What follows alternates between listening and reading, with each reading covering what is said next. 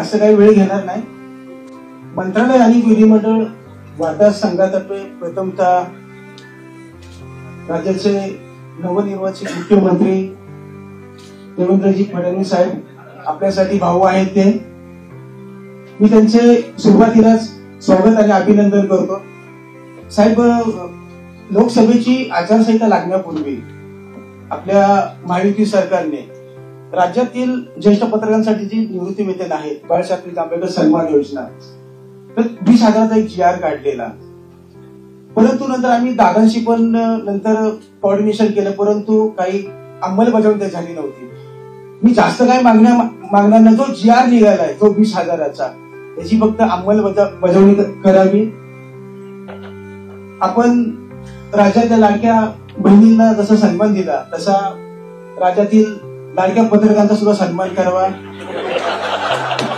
यावेळी फक्त एवढंच मागणी करतो.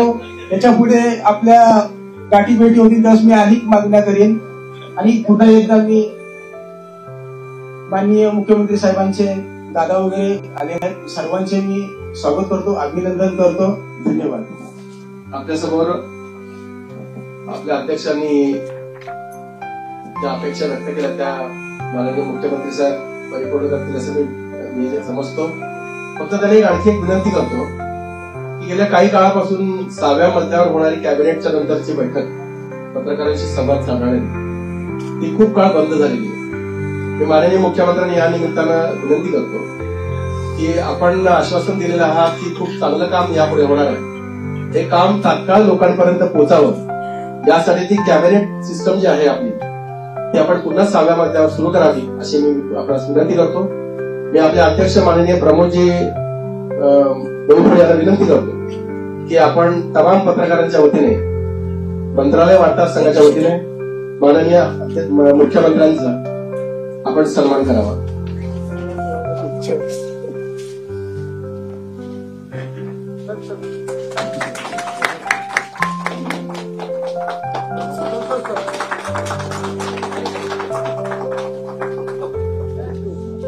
सर्वप्रथम मी मंत्रालय आणि विधिमंडळ वार्ताहर संघाचे अतिशय मनापासून आभार मानतो की आपण आजच शपथविधीनंतर या ठिकाणी मला निमंत्रित केलं आणि आपण सर्वांनी माझं स्वागत आणि सत्कार केला. त्याबद्दल मनापासून आपले आभार आहेत.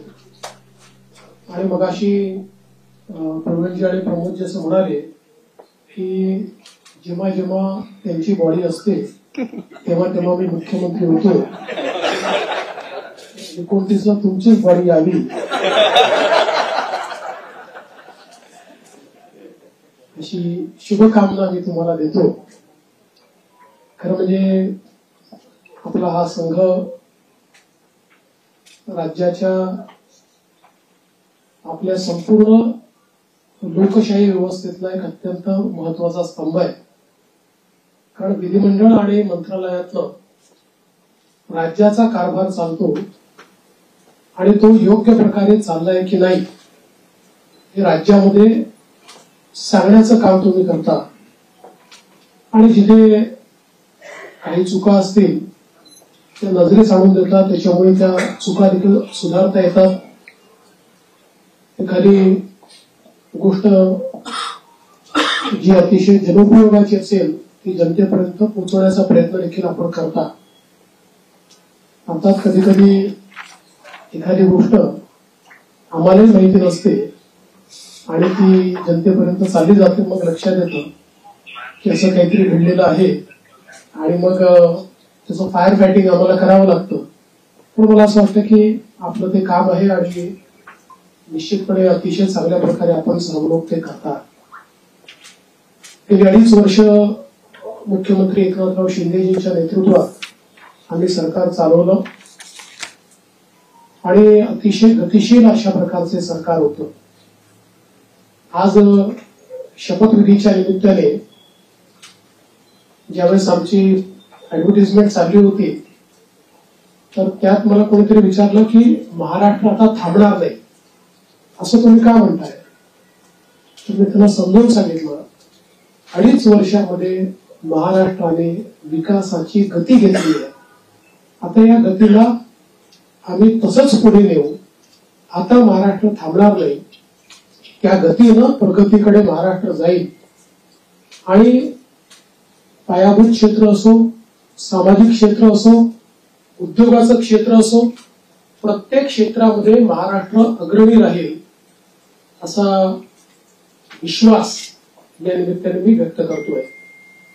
खरं म्हणजे जरी आमचे रोल बदलले असले, मी 14ला मुख्यमंत्री होतो, शिंदे साहेब आमच्या सोबत होते, 19ला 72 तासांकरता का होईना पण मी आणि अजितदादा मुख्यमंत्री आणि उपमुख्यमंत्री होतो. मग मागच्या काळामध्ये शिंदे साहेब मुख्यमंत्री होते, मी उपमुख्यमंत्री होतो आणि अजितदादाही उपमुख्यमंत्री होते. आता पुन्हा मी मुख्यमंत्री आणि शिंदे साहेब उपमुख्यमंत्री आहेत, अजितदादा उपमुख्यमंत्री आहेत. रोल जरी आमचे बदलले असले तरी देखील दिशा तीच राहणार आहे, गती तीच राहणार आहे, समन्वय देखील तोच राहणार आहे. त्यामुळे मला असं वाटतं की कुठेही याच्यामध्ये वेगळेपण हे आपल्याला पाहायला मिळणार नाही. मात्र आताच आमची जी पहिली मंत्रिमंडळाची बैठक झाली, त्या बैठकीमध्ये आम्ही तिघांनीही सगळे जे आमचे अधिकारी आहेत त्या अधिकाऱ्यांना सांगितलं की मागच्या काळामध्ये पहिल्यांदा शिंदेजी आणि आम्ही आलो तर 50 ओव्हरची मॅच होती. मग अजितदादा जॉईन झाले तर काळ कमी असल्यामुळे 20-20ची मॅच होती. आता टेस्ट मॅच आहे, त्याच्यामुळे नीट योग्यपणे धोरणात्मक निर्णय घेत पुढची पायाभरणी योग्य प्रकारे करत आपल्याला राज्याला पुढे न्यायचं आहे. आणि मला विश्वास आहे की वेगवेगळ्या योजना आम्ही सुरू केलेल्या आहेत, वेगवेगळ्या पायाभूत गोष्टी आम्ही सुरू केल्या आहेत. मग इरिगेशन मधले नदीजोड प्रकल्प असतील किंवा ऊर्जा क्षेत्रामध्ये 16,000 मेगावॅटचे सौर ऊर्जेचे प्रकल्प असतील की ज्यातनं शेतकऱ्यांना दिवसा वीज मिळणार आहे, किंवा सामाजिक क्षेत्रातले लाडकी बहीण सारखे प्रकल्प असतील, मुलींच्या जी पूर्वी आम्ही 50% फी द्यायचो त्याच्याऐवजी 100% फी देण्याचा आमचा निर्णय असेल. असे हे जे वेगवेगळे निर्णय आहेत, हे निर्णय पुढे सुरूच ठेवायचे आहेत. आणि आमचा प्रयत्न हा असणार आहे की आम्ही आमच्या वचननाम्यामध्ये, जाहीरनाम्यामध्ये जी जी आश्वासनं दिलेली आहेत ती आश्वासनं पूर्ण करण्याच्या दृष्टीनं पावलं आम्हाला उचलायची आहेत. आणि त्या दृष्टीनं पुढच्या काळामध्ये आम्ही निश्चितपणे योग्य वेळी योग्य निर्णय करून दिलेली सगळी आश्वासनं पूर्ण करण्याचा प्रयत्न करणार आहोत. मी या निमित्ताने महाराष्ट्रातल्या जनतेला आश्वासित करू इच्छितो की एक लोकाभिमुख सरकार, सर्व समाजाला सोबत घेऊन चालणारं सरकार हे महाराष्ट्राला पुढच्याही काळात पाहायला मिळेल.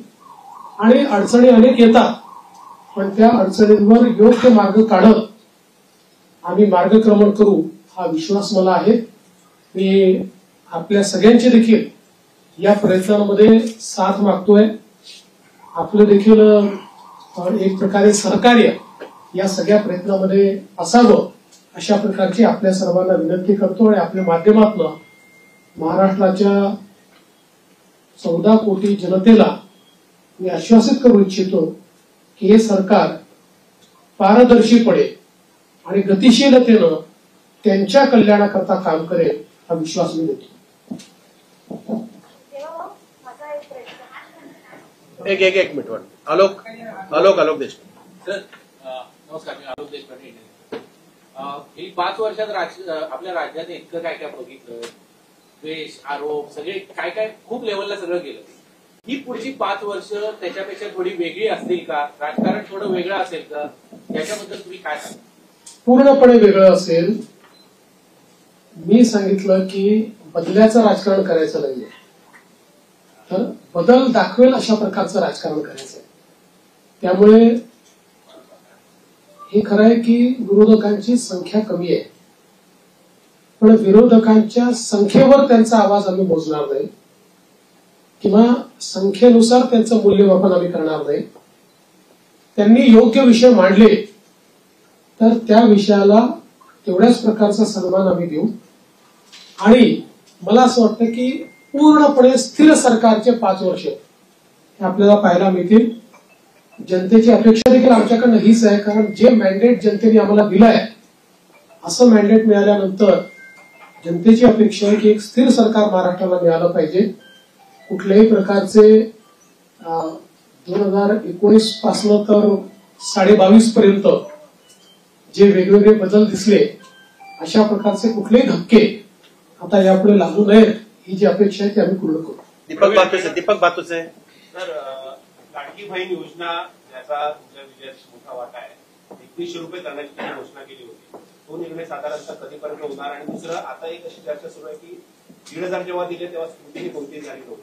आता 2100 देताना स्क्रुटिनी होणार अशी चर्चा आहे. त्या संदर्भात वस्तुस्थिती काय असेल? असं आहे की पहिल्यांदा तर ही योजना आम्ही सुरूच ठेवणार आहोत आणि 2100 देखील आम्ही देणार आहोत. आता बजेटच्या वेळी त्याचा आम्ही विचार करू आणि शेवटी आपले सगळे आर्थिक सोर्सेस जे आहेत ते सोर्सेस योग्य प्रकारे चॅनलाइज झाल्यानंतरच आपल्याला ते करता येतं. त्याच्यामुळे ते करण्याचा निर्णय पक्का आहे. जी आश्वासनं दिली ती आश्वासनं पूर्ण करू. त्याकरता ज्या व्यवस्था करायच्या त्या व्यवस्था आम्ही आधी करू. स्क्रुटिनीचा जिथपर्यंत सवाल आहे तिथपर्यंत एवढंच आहे की निकषाच्या बाहेर जर कोणी घेतलं असेल, निकषातला जो असेल त्याला कोणालाही त्यातनं कमी करायचं नाहीये. पण काही तक्रारी आल्या आहेत की निकषाच्या बाहेर मिळालेला आहे. जसं आपल्याला कल्पना असेल की शेतकरी सन्मान योजना जेव्हा मोदीजींनी सुरू केली त्यावेळी पहिल्यांदा जे काही बेनिफिशियरीज होते लक्षात आलं की मोठ्या शेतकऱ्यांना देखील ते मिळालेलं आहे. मग नंतर त्यातल्या अनेक शेतकऱ्यांनी स्वतःच त्या ठिकाणी सांगितलं की आम्ही या निकषात बसत नाही. मला असं वाटतं त्यानंतर ती स्थिर झाली. अशाच प्रकारे जर ऍपरंटली या योजनेमध्ये काही ज्यांना आपण निकष ठरवलेले आहेत त्या निकषाच्या बाहेरच्या आमच्या बहिणी मिळाल्या तर त्याचा पुनर्विचार होईल. पण सरसकट काही पुनर्विचार वगैरे करण्याचा विषय नाही. मंत्रिमंडळाचा विस्तार कधी होईल आणि विधानसभा अध्यक्षांची निवड मुंबईच्याच अधिवेशनात करायची? विधानसभा अध्यक्षाची निवड ही मुंबईच्या अधिवेशनातून आम्ही करू. कारण नियमच असा आहे की शपथ झाल्यानंतर अध्यक्षाची निवड करावी लागते. अध्यक्षांच्या निवडीनंतर राज्यपालांचं अभिभाषण करावं लागतं. त्यामुळे ती सगळी प्रोसेस आताच आम्ही मंत्रिमंडळाने शिफारस करून राज्यपालांना पाठवलेली आहे की 7, 8 आणि 9 या 3 दिवसात ही शपथ घ्यावी. 9 तारखेला स्पीकरचं निवडणूक करावी आणि 9ला आपण अभिभाषण करावं नियमानुसार. अशा प्रकारची शिफारस आता मंत्रिमंडळाने माननीय राज्यपालांना पाठवली. विस्ताराच्या संदर्भात मला असं वाटतं की जवळपास आमची प्रक्रिया झालेली आहे. माझा स्वतःचा अंदाज असा आहे की नागपूर अधिवेशनापूर्वी आम्ही विस्तार करू. सोनू श्रीवास्तव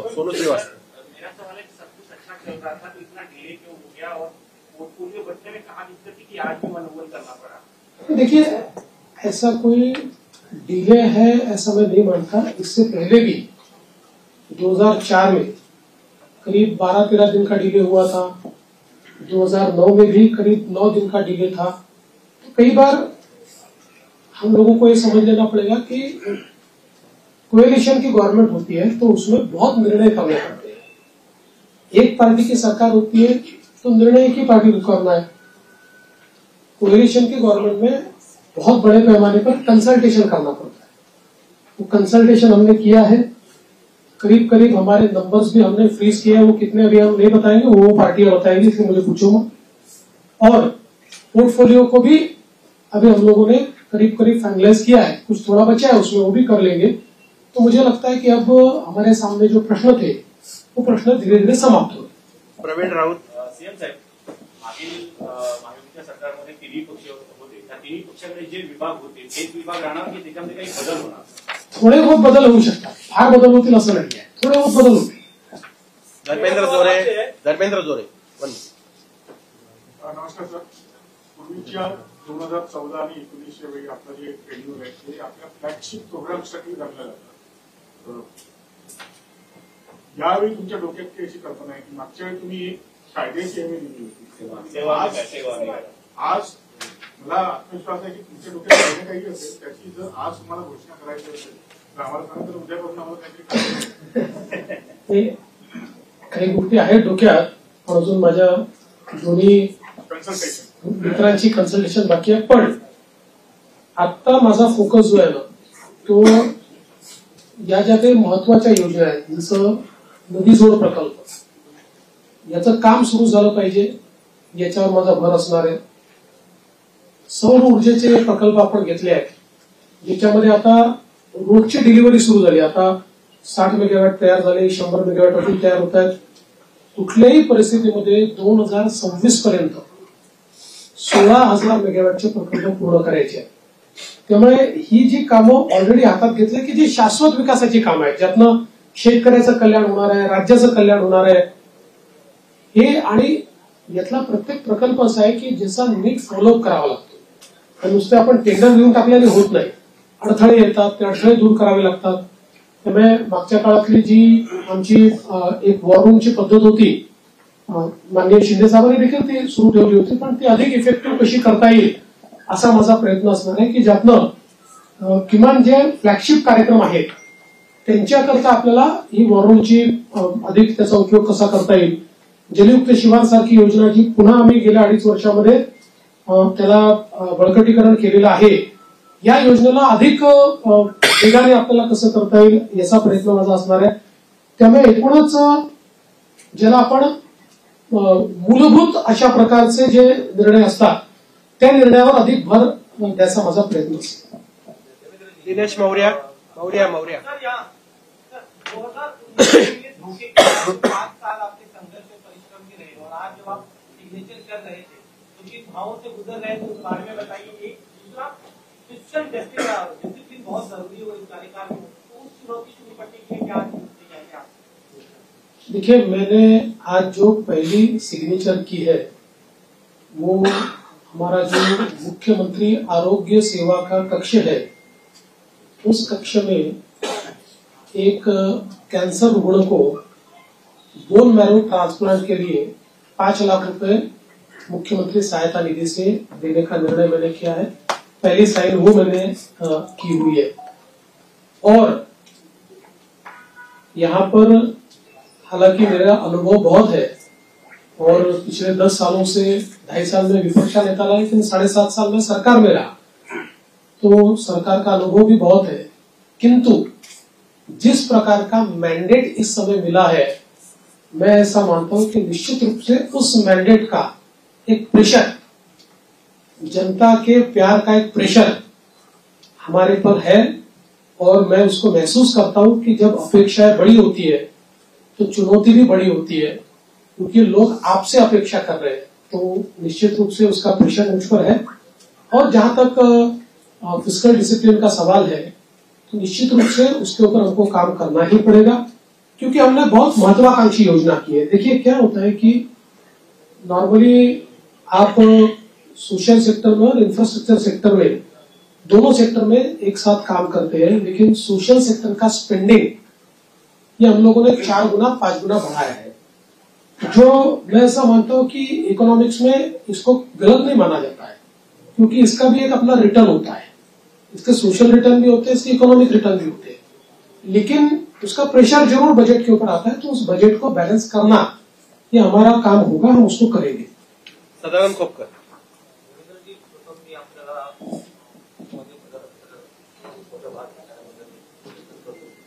2014 पूर्वीचं जे जो महाराष्ट्र आपण पाहिला होता, 2014 नंतरचा 2024 10 वर्षाचा काळ म्हणजे तसा फार मोठा काळ गेलेला आहे. या 2024 नंतरच्या महाराष्ट्राकडे आपण कसं पाहता? मला असं वाटतं की महाराष्ट्र वेगाने प्रगतीच करतो आहे, मात्र राजकीय संस्कृती जी महाराष्ट्रातली आहे त्याच्यावर पुनर्विचार करण्याची गरज ही सर्व पक्षांना आहे. महाराष्ट्रातलं जे राजकीय वातावरण होतं ते आपल्याला योग्य कसं करता येईल याचा प्रयत्न आपण केला पाहिजे. मी शपथविधीच्या निमित्ताने माननीय पवार साहेब असतील, माननीय उद्धवजी ठाकरे असतील, माननीय सुशील कुमार शिंदेजी असतील, माननीय पृथ्वीराज चव्हाण साहेब असतील किंवा सन्माननीय राज ठाकरे साहेब असतील, अशा सगळ्या प्रमुख लोकांना त्या ठिकाणी स्वतः फोन करून त्यांना निमंत्रण दिलं. त्यातल्या प्रत्येकाने माझं अभिनंदन केलं, मला शुभेच्छा दिल्या. काही व्यक्तिगत कारणाने ती लोक येऊ शकले नाहीत, पण त्यांनी शुभेच्छा दिल्या. मला असं वाटतं की जो राजकीय संवाद महाराष्ट्रामध्ये आणि इतर राज्यांमध्ये आणि विशेषतः दक्षिणेच्या राज्यांमध्ये जे काही अंतर आहे ते हेच अंतर आहे की महाराष्ट्रात राजकीय संवाद हा कधी संपला नाही. आपण अनेक राज्यांमध्ये असं बघतो की दोन पक्षांमध्ये किंवा दोन नेत्यांमध्ये इतका विसंवाद असतो की हिंदीमध्ये ज्याला खून के प्यासे म्हणतो अशा प्रकारची परिस्थिती आपल्याला पाहायला मिळते. की महाराष्ट्रात नव्हती, आजही नाही आणि ती पुढे राहू नये हा माझा प्रयत्न असेल. याला जोडून एक तर तुम्ही राहताय तर मी असं म्हणणाऱ्यांना काय उत्तर द्यावं? मी त्याच वेळेस सांगितलं होतं की राजकारणात सगळेच राहतात, तेही राहतील, मी राहील, आम्ही सगळेच राहणार. Sanjay Bapat, Sanjay Bapat, one minute. Sanjay Bapat, Sanju, one minute. Sanju, Sanjay Bapat, Sanju एक मिनिट. संजय बापट. पायाभूत सुविधा आवडता विषय असतो. मी नागरिकांमध्ये समृद्धी महामार्ग पूर्ण केला, त्याच्यानंतर या टप्प्यामध्ये सुरुवात केली शक्तीपीठ महामार्ग. काय पण निवडणुकीच्या वेळी त्याचं भूसंपादन शक्तीपीठ महामार्गाच्या संदर्भात सांगली जिल्ह्यापर्यंत त्याला पूर्ण समर्थन आहे आणि सगळे शेतकरी आमच्याकडे येऊन सांगतात की तुम्ही भूसंपादन करा. सांगली जिल्ह्यातल्या काही भागात त्याला समर्थन आहे, पण कोल्हापूर जिल्हा जिथे सुरू होतो तिथे मात्र त्याला खूप मोठ्या प्रमाणात विरोध आहे. आणि आम्ही ज्यावेळी समृद्धी महामार्ग केला त्यावेळी आम्ही विरोध पत्करून नाही केला, लोकांना समजावून केला. त्यामुळे आमचा यात प्रयत्न असा असेल की ज्या भागापर्यंत विरोध नाही तिथपर्यंतची अलाइनमेंट आता फायनल करायची आणि पुढची अलाइनमेंट जी आहे ती आपल्याला सगळ्यांची चर्चा करून काही पर्यायी अलाइनमेंट काढता येते का याचा विचार आपण करू. कारण शेतकऱ्यांना नाराज करून शेतकऱ्यांच्या जमिनी जबरदस्तीने घेऊन विकास करण्याची मानसिकता आपली नाही आहे. त्यामुळे काही पर्यायी रस्ते तयार करता येतील किंवा त्याला एक्झिस्टिंग जो काही हायवे आहे त्याला कोल्हापूरच्या आधी कुठे जोडता येईल का किंवा अजून काही एखादा आपल्याला फ्लायओव्हरच्या माध्यमातून काही निर्णय करता येईल का असं चर्चेतनं मार्ग काढू. पण मला असं वाटतं की सांगली जिल्ह्यापर्यंत तर शक्तीपीठ महामार्गाला मोठ्या प्रमाणात समर्थन आहे आणि माझा या महामार्गावर एकाच कारणाकरता थोडासा जोर आहे की जसं समृद्धी महामार्गामुळे विदर्भ आणि मराठवाड्यातले विशेषतः संभाजीनगर आणि जालना जिल्ह्याचं चित्र बदललं. म्हणजे आता महाराष्ट्राचं न्यू इंडस्ट्री मॅग्नेट हे पुण्यावरनं हळूहळू पुण्यात शिफ्ट होणारच नाही, पण आता त्याचा विस्तार आपल्याला संभाजीनगर आणि जालन्याला होताना दिसतोय. तर अशाच प्रकारे शक्तीपीठ महामार्गामुळे संपूर्ण मराठवाड्याचं चित्र बदललं, चित्र एकदम. आणि म्हणून त्या महामार्गाचा माझा थोडा आग्रह आहे, पण सगळ्यांशी चर्चा करूनच त्याच्यातला पुढचा निर्णय होईल, तोपर्यंत होणार नाही. संजू शुक्ला, संजू शुक्ला. नाही ते असं आहे की तुमची विनंती ही योग्यच आहे आणि मुंबई गोवा महामार्ग याचा विषय काढला की आम्हाला जरा अडचण होते. म्हणजे गडकरी साहेबांनी तर देशाच्या संसदेत सांगितलं की मी देशाच्या कानाकोपऱ्यात जिथे होऊ शकत नाही तिथे महामार्ग केले, पण या एका महामार्गाने मला फार त्रास दिला. मग मला असं वाटतं आता ते अंतिम टप्प्यात आहे. संजू शुक्ला, संजू शुक्ला. संजू पहले तो आपको तीसरी बार मुख्यमंत्री बनने के लिए बधाई देता हूँ. मैं ये जानना चाहता हूँ कि पिछली बार मतलब आपने जो मंत्री के तौर पर काम अच्छा किया है, लोगों की भावना है आपके मंत्रालय के पास रखी, तो वो रखेंगे क्या? दूसरी बात मैं ये भी कहना चाहता हूँ कि लाडली बहनों की वजह से आपको सफलता मिलने में काफी आसानी हुई. राजनीति में इतने व्यभिचारी घुस गए हैं, कई मंत्रियों के ऊपर ऐसे बलात्कार के इस तरह के आरोप लगे हैं, तो क्या आप उनका अप्रेजल देखें उसके बाद मंत्री बनाएंगे या किसी को बना देंगे? पहला जो आपका सवाल है उसमें कौन सा मंत्रालय किसके पास रहेगा ये अंतिम चरण में है, उसका निर्णय तीनों मिलकर करेंगे. यूनिलैटरली उसकी घोषणा मैं नहीं कर सकता.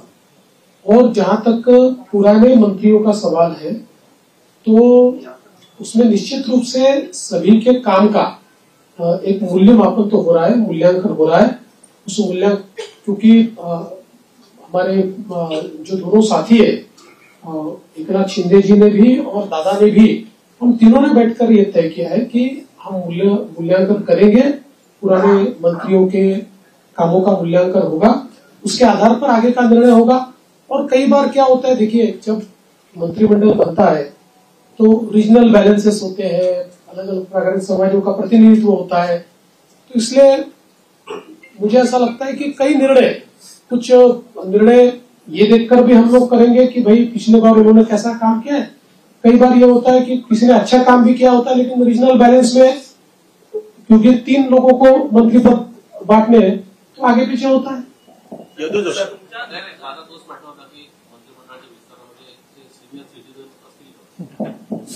कोणी सिनियर सिटीजन नाहीये। तुम्ही हे लक्षात ठेवा, राजकारणामध्ये जोपर्यंत जनता ठरवत नाही तोपर्यंत कोणी म्हातारे होत नाही, कोणी रिटायर होत नाही। विनोद जगताप सर, मेरा सवाल ये है कि नई इंडस्ट्री लाने के लिए क्या प्रयास होंगे? और पिछले 2.5 साल में आपने देखा होगा कि विपक्ष हमेशा ये चिल्लाता रहा है कि सारे उद्योग गुजरात जा रहे हैं। देखिए, विपक्ष को तो बार बार जवाब दिया है, आंकड़ों से दिया है। आज आपको एक और नया आंकड़ा बताता हूं कि पिछले पूरे साल में हमको जितना एफडीआई मिला उसका 90% एफडीआई 6 महीने में मिल गया। तो आप समझ सकते हो कि कितना इनफ्लो इंडस्ट्री का आ रहा है। और जल्दी ही कुछ इंडस्ट्रीज की घोषणाएं मैं करूंगा। मेरी बातचीत अंतिम चरण में है कि जिनको महाराष्ट्र को पाकर, उन इंडस्ट्रीज को पाकर बहुत महाराष्ट्र को खुशी होगी, ऐसी कई इंडस्ट्रीज के साथ मेरी चर्चा अंतिम चरण में। अजय वैद्य आपण अनेक कल्याणकारी योजना सुरू केलेल्या आहेत। प्रश्न असा असतो की त्याची जी अंमलबजावणी असते त्यावरती अधिक असं बघायला मिळतं की काही जे पात्र असतात पण त्यांना म्हणजे काही तांत्रिक कारणामुळे किंवा नीट माहिती नसल्यामुळे त्याचा लाभ मिळत नाही। म्हणजे जर 100% पैकी 70% लोकांना मिळाला लाभ आणि पात्र असून 30% जे मिळत नाही त्यांच्यामुळे ती योजना टिकाऊ होते। तर ह्याची जी अंमलबजावणी जी आहे त्याच्यासाठी एक मॉनिटरिंग सिस्टीम अशी तुम्ही काही सजेशन द्या म्हणून मी सजेशन नाही, चांगलं आहे। कराल का तुम्ही? असं मॉनिटरिंग सिस्टीम असावी की त्याचा एक स्वतंत्र खातं निर्माण करावं, त्याला एक कॅबिनेट दर्जाचे मंत्री असावे, त्यांना सगळ्या खात्यांचा ऍक्सेस असावा आणि त्यामुळे त्यांनी त्याचं मॉनिटरिंग केलं काय तर ह्या योजना खरोखर लोकांना प्रत्यक्ष लाभ होऊ शकेल। आणि माझं एक सजेशन असं आहे की शिंदे साहेबांनी या सगळ्या याच्यात जो हे केलेलं आहे ते शिंदे साहेबांकडे हे काम सोपवलं तर ते चांगल्या प्रकारे होऊ शकेल आणि त्यांना सगळे अधिकार द्यावे करायचं आणि या खात्याला शिवशाही खातं असं नाव द्यावं अशी माझी आपली सूचना चांगली आहे। मला असं वाटतं की याच्यामध्ये फायनान्शियल मॉनिटरिंग हे सीएजीच्या थ्रू होतं। सोशल ऑडिट करता आपल्याकडे कुठली यंत्रणा नाही। या योजनांचं केवळ आपण फायनान्शियल ऑडिट करतो सीएजीच्या माध्यमातून। निश्चितपणे फ्लॅगशिप ज्या योजना आहेत याच्या सोशल ऑडिटची देखील काही व्यवस्था आम्ही उभी करू।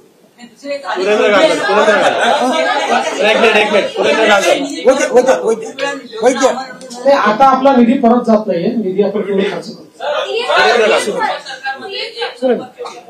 एकच मिनिट, एक 1 मिनिट तुरंत विरोधी पक्ष असणं हे लाडक्या बहिणींचा आदर केला जाईल। बऱ्याच जरी 10%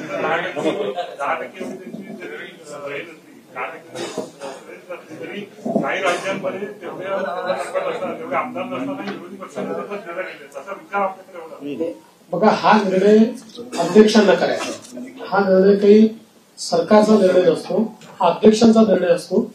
अध्यक्ष जो निर्णय करतील तो आम्हाला मान्य असेल। आपण हे बघितलं असेल की लोकसभेमध्ये जेव्हा विरोधी पक्ष नेते पद नव्हतं 10 वर्ष, तरी देखील जो सर्वात मोठ्या पक्षाचा नेता होता त्याला विरोधी पक्ष नेत्याप्रमाणे सगळे अधिकार लोकसभेने दिले होते किंवा सगळ्या प्रकारे त्या जागांवर जिथे स्टॅट्युटरीली विरोधी पक्ष नेता असतो तिथे त्यांना इन्व्हॉल्व्ह करून घेतलं।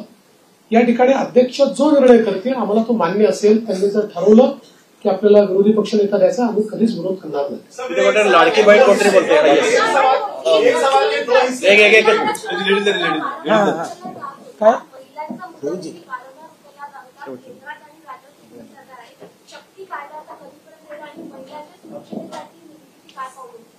बघा, शक्ती कायद्याच्या संदर्भात प्रॉब्लेम असा झाला की शक्ती कायदा आपला गेल्यानंतर दरम्यानच्या काळामध्ये वेगवेगळ्या डिपार्टमेंटला तो गेला, कारण आपला कायदा हा केंद्राच्या अनेक कायद्यांवर अधिक्षेप करणारा होता आणि त्याचसोबत काही तरतुदी आपल्या ज्या होत्या त्या संदर्भात काही विसंगत निर्णय, म्हणजे त्यापेक्षा वेगळे निर्णय, विसंगत म्हणजे वेगळे निर्णय हे सुप्रीम कोर्टाने दिले होते, म्हणून तो कायदा त्या ठिकाणी चर्चेमध्ये होता.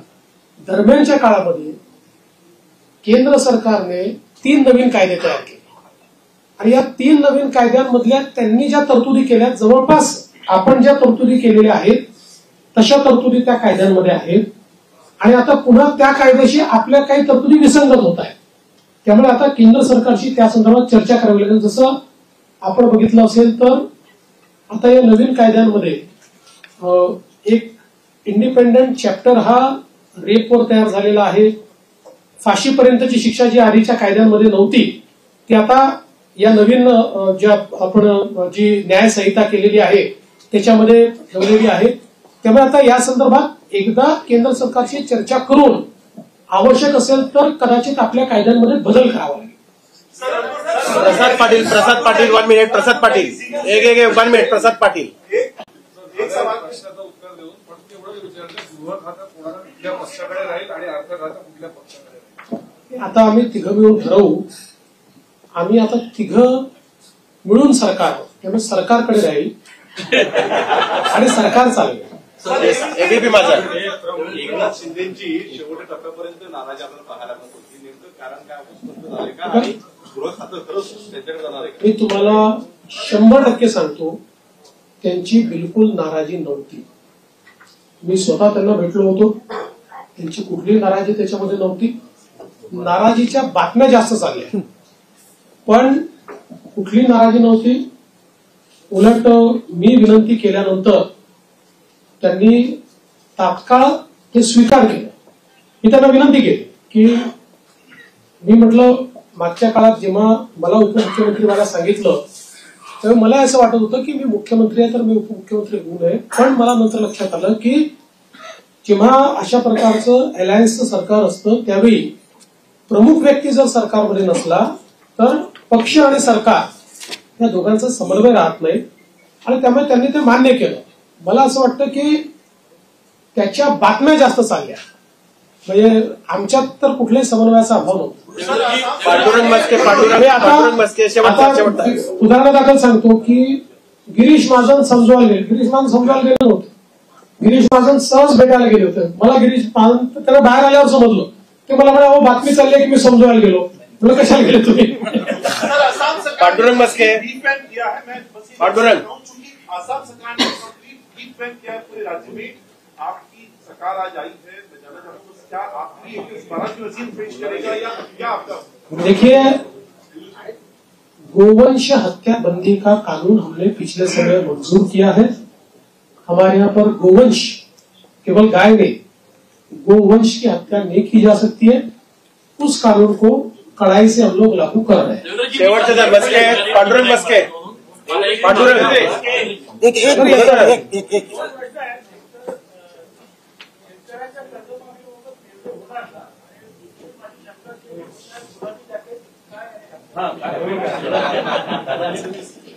दादांनी शिवून दिलं.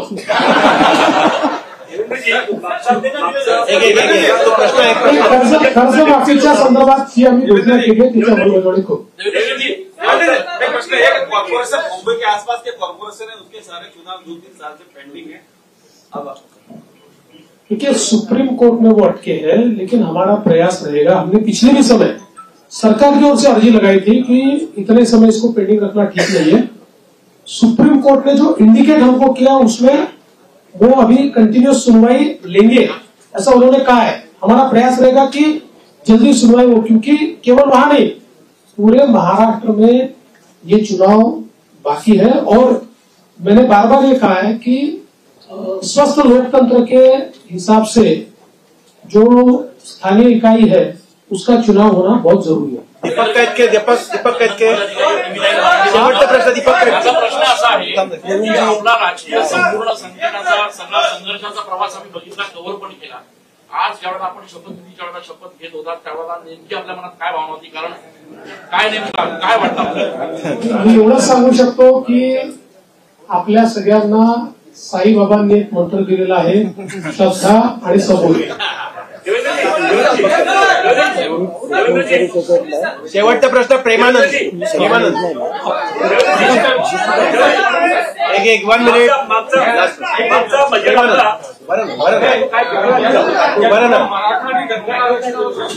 या निवडणुकीत लोकसभेला हे घातला. 2014 तुम्ही सांगितलं पहिल्या कॅबिनेटमध्ये धनगराला प्रश्न मार्गी लावणार. आता काय ठोस निर्णय होणार आहे? असं आहे की त्याच्यानंतर मी राज्याच्या विधानसभेमध्ये त्याची वस्तुस्थिती मांडली होती की कशा प्रकारे ऑलरेडी त्याच्या आधीच्या सरकारने हे देता येत नाही अशा प्रकारचा अहवाल हा केंद्र सरकारला पाठवला होता. त्याच्यानंतर त्याच्यामध्ये बरीच कारवाई झाली. मध्यंतरीच्या काळामध्ये त्याची केस कोर्टामध्ये झाली. कोर्टामध्ये त्याला सपोर्टिंग ऍफिडेव्हिट्स आम्ही केले, परंतु एका कुठल्या तरी सर्टिफिकेटमुळे कोर्टाने त्याच्यात दुसरा निर्णय घेतला. नंतर ते सर्टिफिकेट बोगस असल्यामुळे ते सर्टिफिकेट आम्ही रद्द केलं. आता पुन्हा कोर्टाच्या विचाराधीन तो विषय आहे आणि कोर्टामध्ये योग्य ती बाजू आम्ही मांडलेली आहे. आणि मराठा आरक्षणाच्या संदर्भात निश्चितपणे मराठा समाजाला न्याय देण्याचा प्रयत्न मागच्या काळात आम्हीच केला आणि पुढे आम्हीच मराठा समाजाला न्याय निश्चितपणे देऊ.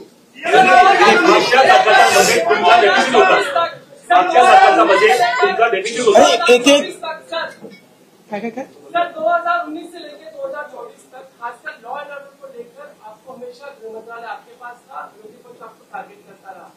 पूरा 5 साल का कार्यकाल आपके पास है, मेजोरिटी है. क्या महाराष्ट्र शांत रहेगा? महाराष्ट्र. और दूसरा सवाल खासकर प्रचार के दौरान की जात न्याय करता है, कास्ट सेंसस की बात होती है, पॉलिटिकल ने बार-बार की, तो क्या कास्ट सेंसस को लेकर भी सरकार के एजेंडे पर होगा? और इसी से जुड़ा हुआ एक सवाल है, ये पत्रकारों के लिए आपने कानून बनाया था, लेकिन उसका अभी तक नोटिफिकेशन नहीं निकला है, उसको लेकर आप क्या सोच रहे हैं? पहला आपने क्या कहा था? देखो उनके सुन में भूल गया. ऐसा है कि कोई भी गृह मंत्री बने तब भी उसको ये सारी चीजें सुननी पड़ती है, टीका होती है.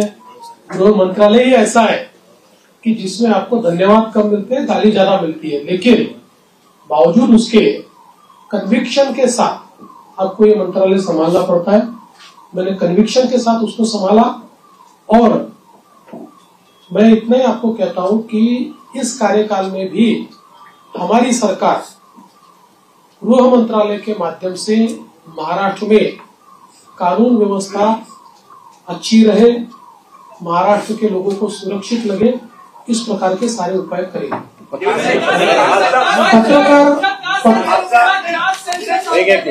देखिए, भारतीय जनता पार्टी की भूमिका ये बार बार हमने स्पष्ट की है कि कास्ट सेंसस को हमारा विरोध नहीं है. जो पहला कास्ट सेंसस बिहार में हुआ हमारे समर्थन से ही हुआ है. हमारा हमेशा इतना ही कहना है कि कास्ट सेंसस को वेपनाइज मत करो. कास्ट सेंसस का वेपन के रूप में अगर उपयोग किया तो जो माइक्रो समाज है, संख्या में कम समाज है, विशेष रूप से माइक्रो ओबीसीज है, इनके ऊपर उसका अन्याय हो सकता है. इसलिए कास्ट सेंसस अगर करना है तो उसका पहले क्या हमको उसमें से पाना है ये हमने तय करना चाहिए, उस प्रकार से उसको करना चाहिए. उसको राजनीतिक वेपन बनाने की कोशिश अगर होगी तो समाज में विघटन होगा. पत्रकार हल्ल्याच्या संदर्भात जी काही त्या कायद्याच्या संदर्भातली कारवाई बाकी आहे ती स्वतः लक्ष टाकेन त्याच्यामध्ये आणि आपण ते काम करू. आणि त्यासोबत पहिला प्रश्न जो अध्यक्षांनी या ठिकाणी मांडला होता की बाळशास्त्री जांभेकर जी आपली योजना आहे त्याच्यामध्ये आपण 20,000चा GR काढला, पण त्याच्या काही अटी शर्तीमुळे अंमलबजावणी होत नाही, तर पुढच्या आठवड्यातच त्या संदर्भातली कारवाई मी पूर्ण करेन. दिलीप जाधव आजचा बजेट आपला डेफिसिट होता आणि आणि त्याच्यानंतर ज्या तुमचा शेवटच्या तुम्ही जाहीर केल्या त्यामुळे अधिकाऱ्यांनी सांगितलं की आम्हाला आर्थिक स्थिती लावावी लागेल. नंबर 1. नंबर 2, कोरोनाचं पॅकेज आपण मागितलं ते जाहीर केलं होतं, त्याचा पुढे काय झालं? पहिली गोष्ट अशी आहे की विकसनशील अर्थव्यवस्थेमध्ये बजेट हे डेफिसिटच असतं. गेल्या 20 वर्षामध्ये फक्त मला असं वाटतं 17-18चं बजेट होतं की ज्यात आपण रेव्हेन्यू सरप्लस होतो. बजेट डेफिसिटच होतो पण रेव्हेन्यू डेफिसिट नव्हतं. त्यामुळे डेफिसिट असं हे काही गैर आहे असं माझं मत नाहीये. फक्त पैसा कशावर खर्च होतो त्यातनं आपल्याला आउटपुट काय मिळतो या गोष्टी महत्वाच्या असतात. आणि तुमचा डेट जीडीपी रेशिओ काय. जसं उदाहरणादाखल लोक सांगतात महाराष्ट्रात 7 लाख झालं, 7 लाख कोटी कर्ज झालं. पण महाराष्ट्राचा जो अर्थसंकल्प आहे किंवा महाराष्ट्राचा जो जीएसडीपी आहे तो आता ½ ट्रिलियनच्या वर गेलेला आहे. त्याच्यामुळे त्याच्याशी जेव्हा तुम्ही कम्पेअर करता त्यावेळी इतर राज्यांच्या तुलनेमध्ये महाराष्ट्र हा आपल्याला चांगलाच दिसतो. अर्थात आता ज्या कल्याणकारी योजना आम्ही घेतलेल्या आहेत त्याचा 2-3% भार हा पुन्हा ऋणभार म्हणून त्या ठिकाणी आम्हाला पडणार आहे. पण त्याचवेळी त्यातनं जे सोशल बेनिफिट मिळेल आणि कॅस्केडिंग त्यातनं जे इकॉनॉमिक बेनिफिट मिळेल त्यातनं पुढच्या 3-4 वर्षामध्ये आम्ही त्याची भरपाई करू शकू. म्हणून मला असं वाटतं की फार याची चिंता करू नये की डेफिसिट आहे. याची चिंता केली पाहिजे की डेफिसिट कशामुळे होत आहे. जो पैसा चाललाय तो सामाजिक क्षेत्रात किंवा इन्फ्रास्ट्रक्चरच्या क्षेत्रात योग्य वापरला जातोय की नाही तो प्रयत्न आम्ही करू.